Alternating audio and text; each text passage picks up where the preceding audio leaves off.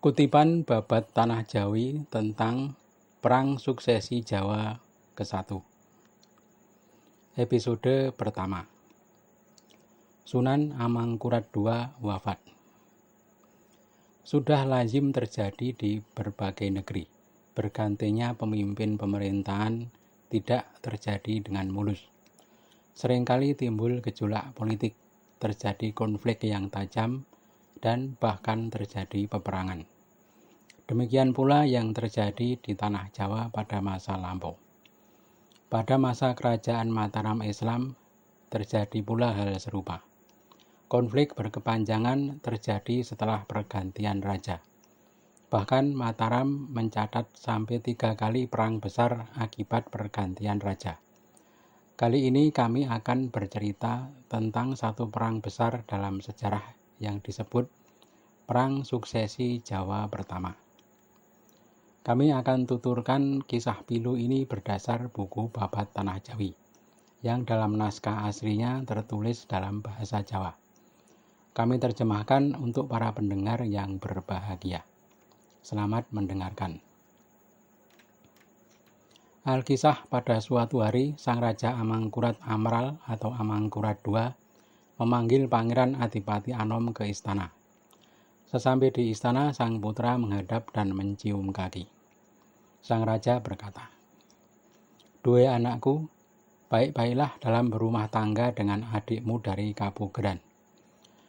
Aku ini sepertinya hampir dipanggil Tuhan yang Maha Agung. Sepeninggalku kelak, jangan sampai bingung dalam engkau menjadi raja.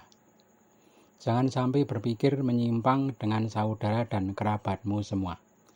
Ingatlah anakku, pamanmu di Kapugeran, Adipati Sampang dan Adipati Surabaya selalu hargailah. 3 punggawat tersebut adalah tiang negara, ibarat seperti senjata yang membuat kokoh negaramu. Aku ini sebenarnya belum percaya sepenuhnya kepadamu.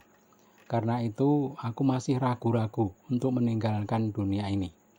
Ingatlah, jangan sampai mengubah segala kebiasaanku dalam mengatur negara. Ingatlah bahwa raja merupakan khalifah Tuhan yang Maha Suci." Sang putra menangis karena menduga sang raja sudah mendekati ajalnya. Beberapa tahun terakhir, sang raja memang seringkali jatuh sakit berkepanjangan.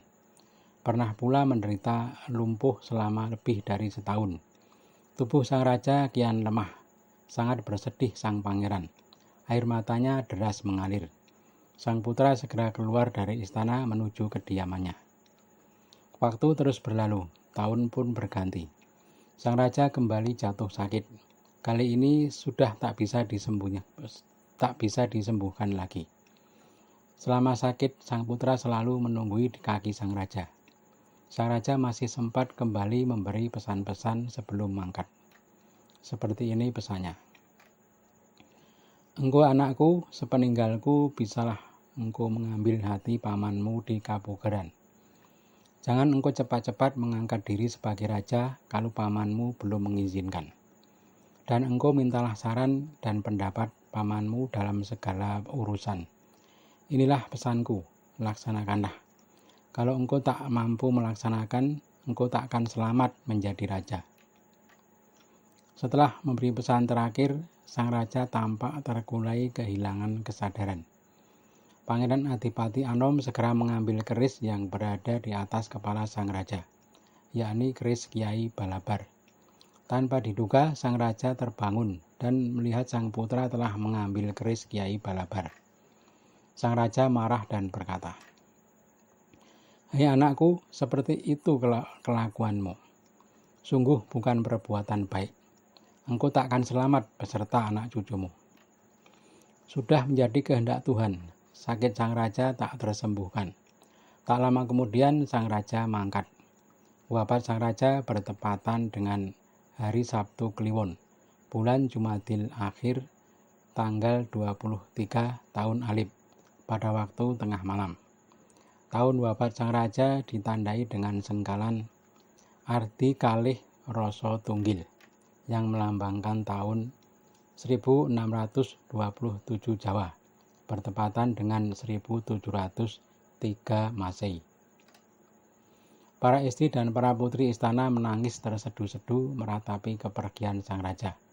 Para kerabat dan punggawa berdatangan ke istana. Jenazah sang raja sudah disucikan. Permaisuri Ratu Kencana menangis di bawah kaki sang raja. Para cucu hadir di hadapan jenazah sang kakek. Jenazah sang raja sudah dikafani. Tangis para kerabat kembali pecah. Malam itu para prajurit Kartosuro berjaga di segenap penjuru kota raja. Pagi hari Pangeran Adipati Anom duduk di pintu pertama istana. Para prajurit kadipaten berjaga-jaga di Sri Manganti dengan senjata lengkap. Patih Sodo berdiri di depan memimpin barisan. Segenap punggawa hadir di istana dan melaksanakan tugas masing-masing. 3 pangeran adik sang raja bermaksud menengok jenazah sang raja. Ki Patih Sumobroto melapor kepada Pangeran Adipati tentang kedatangan ketiga paman. Pangeran Adipati Anom menjawab ketus. Segera suruh mereka masuk. Ki Patih Sumobroto keluar mempersilahkan ketiga pangeran masuk ke dalam puri tempat jenazah sang raja disemayamkan. Sesampai di dalam, ketiga pangeran sungkem kepada jenazah sang kakak. Pangeran Aryo Mataram dan Pangeran Panular sungkem pada bagian kaki. Pangeran Puger sungkem di bagian tengah tubuh sang raja. Pangeran melihat dari balik kafan terlihat kemaluan sang raja berdiri tegak. Dan pangeran awas melihat bahwa di pucuk kemaluan tersebut ada cahaya sebesar biji merica yang bersiap meninggalkan tubuh sang raja. Pangeran Puger segera mencucup cahaya tersebut. Kemudian kemaluan sang raja kembali lemas. Sudah kehendak Tuhan bahwa wahyu keraton berpindah ke dalam diri Pangeran Puger, seorang pangeran yang sabar dan berwatak elok. Sudah pasti kelak akan menjadi raja yang menguasai tanah Jawa. Sedang Pangeran Adipati Anom kalaupun nanti diangkat sebagai raja, tampaknya hanya akan menjadi selingan saja, karena wataknya buruk dan berhati culas.